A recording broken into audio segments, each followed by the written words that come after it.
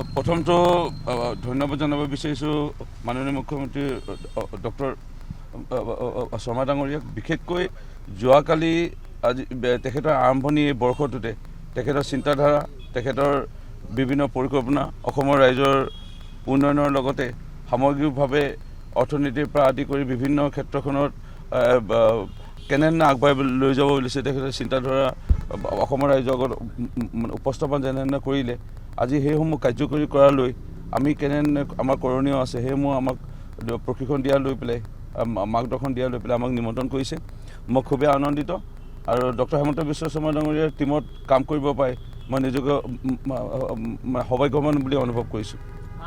বহু সময়ত এনেকুৱা কথাও ওলাই যে বিধায়কৰ টিকট অহাবাৰ কৰ্তন হ'ব ক'ৰবাত টিকট যিখিনিয়ে ভালকৈ কাম কৰিব নোৱাৰে, সেই ক্ষেত্ৰত কিবা টাৰ্গেট মুখ্যমন্ত্ৰীগৰাকীয়ে দিছে আগতেও? স্বাভাৱিক, মুখ্যমন্ত্ৰীয়ে বাৰম্বাৰ কৈছে যে শেষত সকলোৰে মাৰ্কশ্বিট চোৱা যাব আৰু মাৰ্কশ্বিট বিভিন্ন পক্ষই তদন্ত কৰি আছে বা অধ্যয়ন কৰি আছে।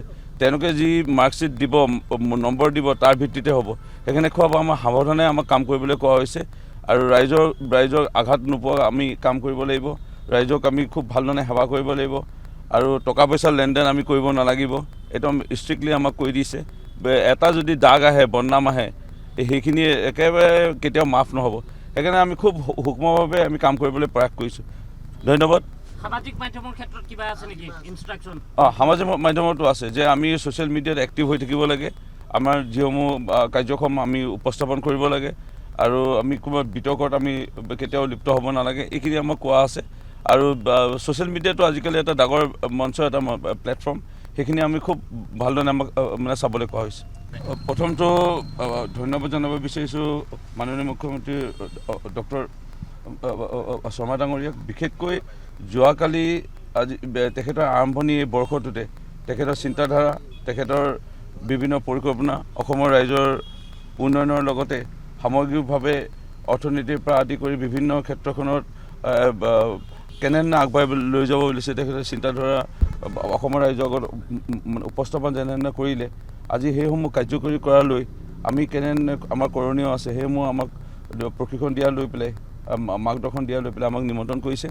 মই খুবেই আনন্দিত আৰু ডক্টৰ হিমন্ত বিশ্ব শৰ্মা ডাঙৰীয়াৰ টীমত কাম কৰিব পাই মই নিজকে সৌভাগ্যৱান বুলি অনুভৱ কৰিছোঁ।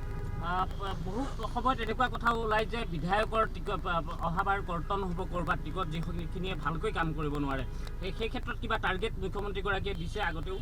স্বাভাৱিক, মুখ্যমন্ত্ৰীয়ে বাৰম্বাৰ কৈছে যে শেষত সকলোৰে মাৰ্কশ্বিট চোৱা যাব আৰু মাৰ্কশ্বিট বিভিন্ন পক্ষই তদন্ত কৰি আছে বা অধ্যয়ন কৰি আছে।